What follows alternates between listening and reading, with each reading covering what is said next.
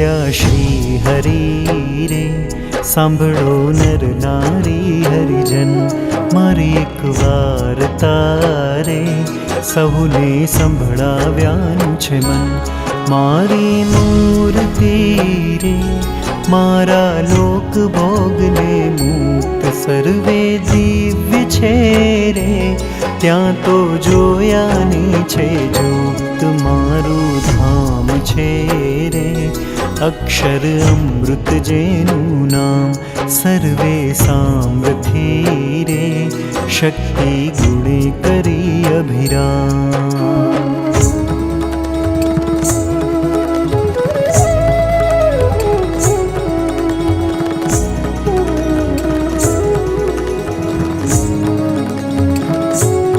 अति तेजोमय रे रवि शशि कोटिक वारण जाय, शीतल शांत छे रे तेजनी उपमा नव देवाय. तेमां हूँ रहूं रे द्विभुज दिव्य सदा साकार, दुर्लभ देवने रे मारो कोई न पामे पार.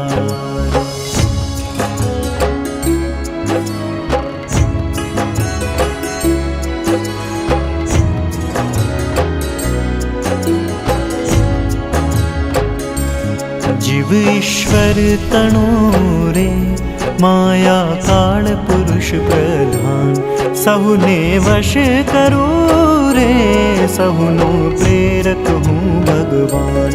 अगणित विश्वनी रे उत्पत्ति पालन प्रलय धान, मर नर जीविना रे कोई थी तरणो